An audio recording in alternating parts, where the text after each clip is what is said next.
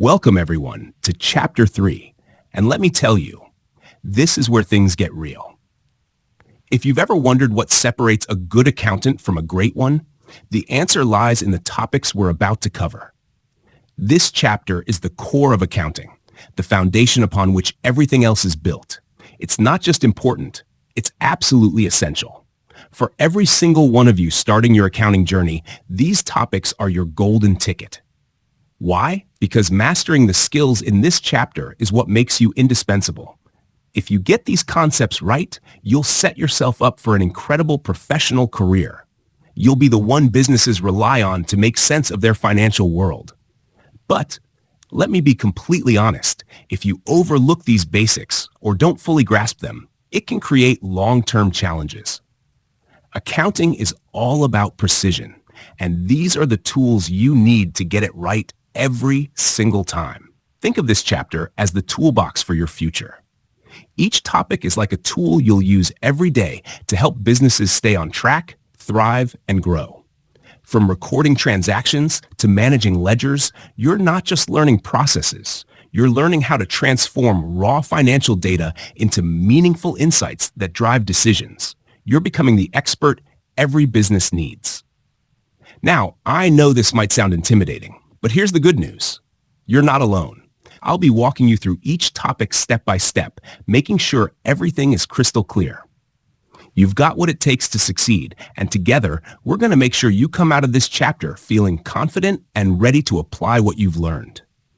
So, let's take a quick look at what's ahead.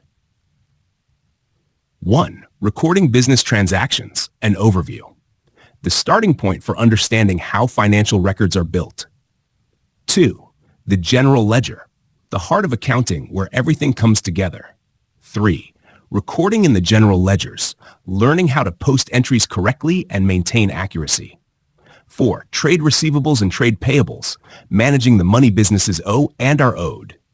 5. Accounting for sales tax, a vital skill for compliance and financial reporting. 6. Methods of coding data, organizing information efficiently to avoid confusion. 7. Manual and computerized systems, understanding both traditional and modern accounting processes. 8. Batch processing and control totals, ensuring your records are complete and error-free. 9. Accounting systems, how everything ties together in a functioning system. 10. Accounting modules, diving into the specific parts of modern accounting software. Every one of these topics is like a puzzle piece, and when you put them all together, you'll have a full picture of how to manage and understand financial data. And the best part? Once you've mastered these, you'll have a skill set that's respected, in demand, and highly valued in the professional world. So, are you ready to take this next big step? Let's get started on this incredible journey and unlock the skills that will shape your future success. All right, dear students, let's dive into our very first topic from Chapter 3, recording business transactions. This is the foundation, the very first practical step in preparing financial reports. It's where everything begins, capturing the financial story of a business step by step. But before we move forward and explore how to record transactions, there's something very important we need to understand first. What is a source document?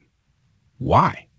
Because every single transaction in accounting is recorded from a source document. Think of it as the starting point, the evidence, or the proof of what actually happened in a business. Whether it's a sale, a purchase, or even paying a utility bill, there's always a document behind it. And this document guides how we record it. So let's take a moment to fully understand source documents before we move on to recording transactions. Trust me, once you get this right, the rest of the process will feel much smoother and more logical. Ready to begin? Let's go. What is a source document? Let's start with a simple question. How does a business keep track of its transactions? When money comes in or goes out, how do we know what happened? The answer lies in something called a source document. A source document is the original record of a business transaction. Think of it as the evidence that something took place.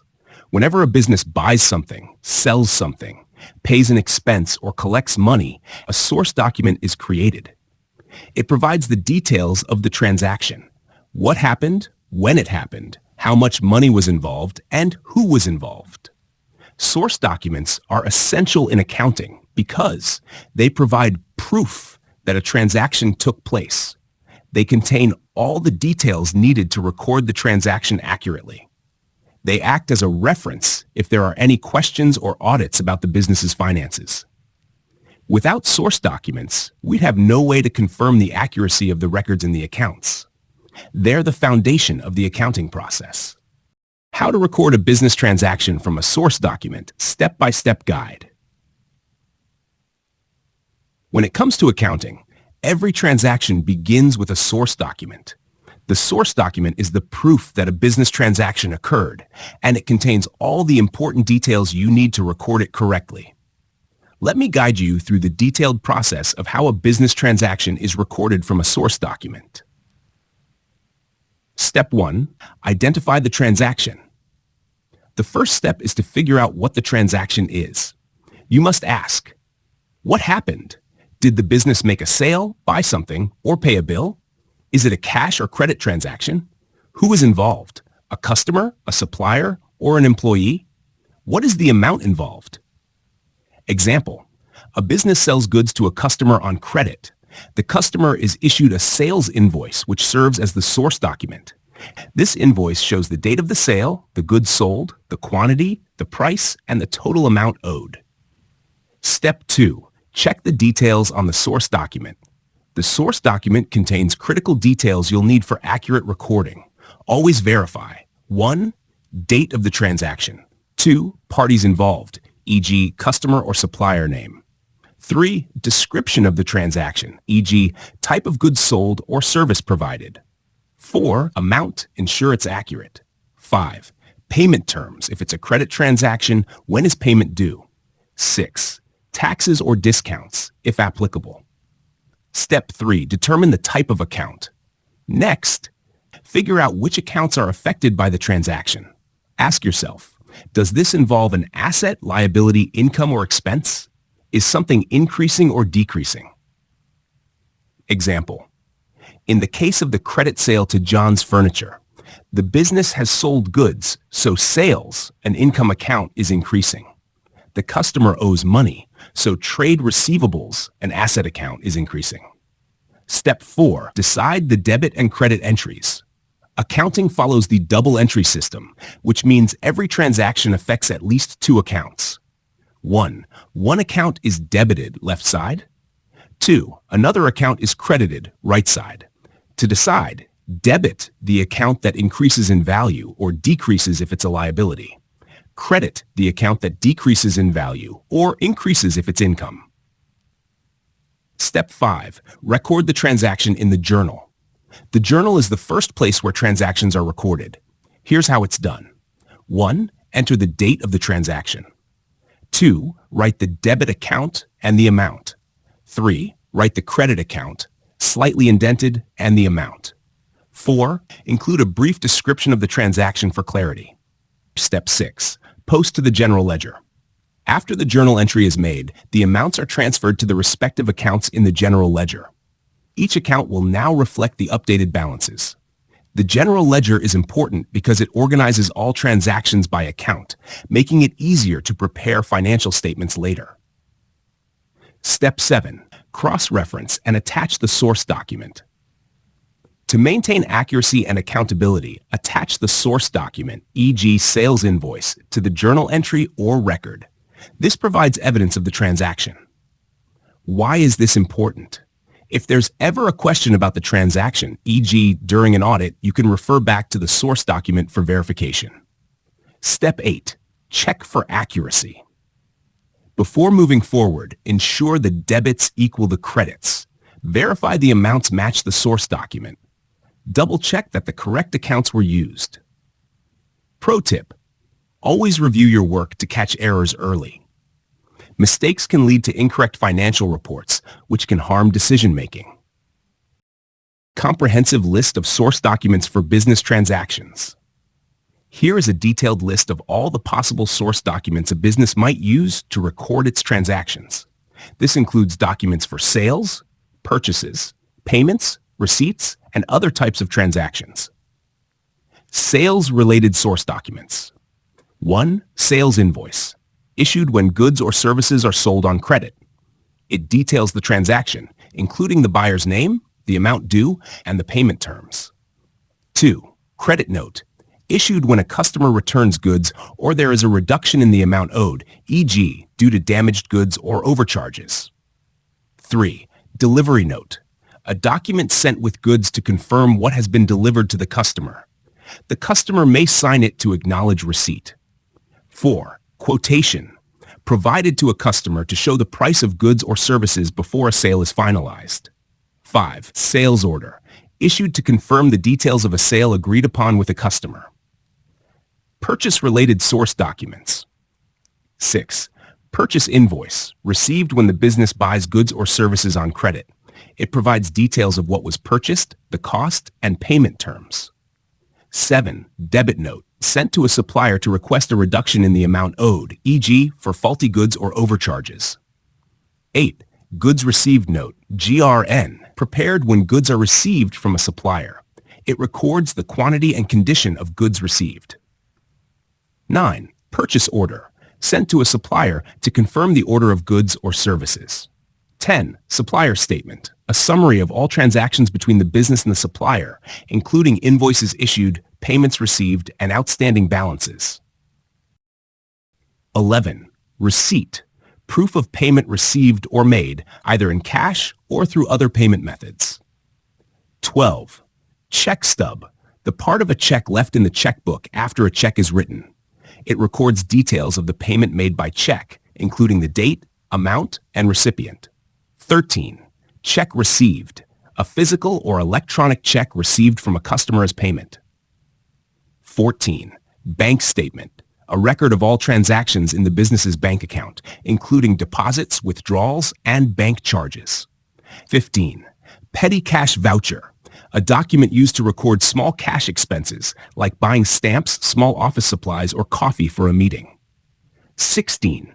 Payment voucher, used to record payments made, often for larger transactions or where a check or bank transfer is involved. 17. Electronic fund transfer, EFT record, proof of payments made or received electronically. 18. Direct debit mandate, authorization for a supplier to take payments directly from the business's bank account. 19. Standing order confirmation, a fixed amount paid to a supplier on regular intervals, recorded for payment tracking. Cash-related source documents. 20. Cash receipt, issued when a customer pays in cash. It confirms the amount received. 21. Cash register roll or till slip, a detailed record of all sales made through a cash register. 22. Petty cash reimbursement form, used when the petty cash box needs to be topped up to maintain a fixed balance. Employee and payroll source documents.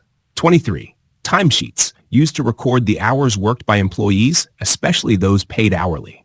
24. Payslips, provided to employees to show details of their wages, including gross pay, deductions, and net pay. 25. Payroll summary, a document summarizing payroll payments made during a period. Miscellaneous source documents. 26. Utility bills, received for services like electricity, water, gas, or internet. They detail the amounts owed and due dates. 27. Rent invoice or agreement, records the monthly or periodic rent payment amount due. 28. Loan agreements, documents showing the terms of a loan received by the business. 29. Bank deposit slips, proof of cash or check deposits made into the business's bank account. 30. Insurance policy documents, provide proof of insurance coverage and any premiums paid. 31. Contracts or agreements, for services provided or received, documenting agreed terms and amounts. 32. Purchase requisitions, internal documents used to request the purchase of goods or services from suppliers. 33. Stock adjustment forms, used to record any corrections or adjustments to inventory levels, such as damaged stock. 34. Expense claims, submitted by employees to reimburse business-related expenses they've paid for personally. Why is this comprehensive list important? Each of these documents serves as proof of a business transaction and provides the details needed for accurate accounting. By knowing the types of source documents, you'll be better equipped to understand how transactions are recorded, keep proper records for financial reporting and tax purposes, avoid errors, and ensure all transactions are backed by evidence. Think of these documents as the starting points of the accounting cycle. Without them, the rest of the accounting process, like recording transactions, posting to ledgers, and preparing financial statements, would not be possible.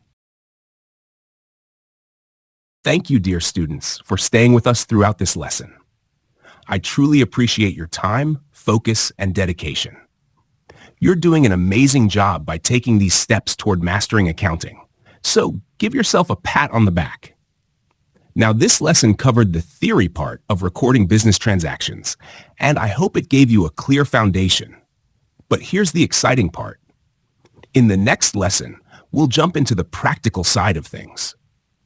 We'll not only show you how to manually record transactions step by step using Microsoft Excel, but we'll also take it further by exploring 3 of the most popular accounting software programs: QuickBooks, Xero, and Sage accounting software. This means you're not just learning accounting concepts. You're also gaining real-world skills that will boost your career opportunities and set you apart in the field of accounting.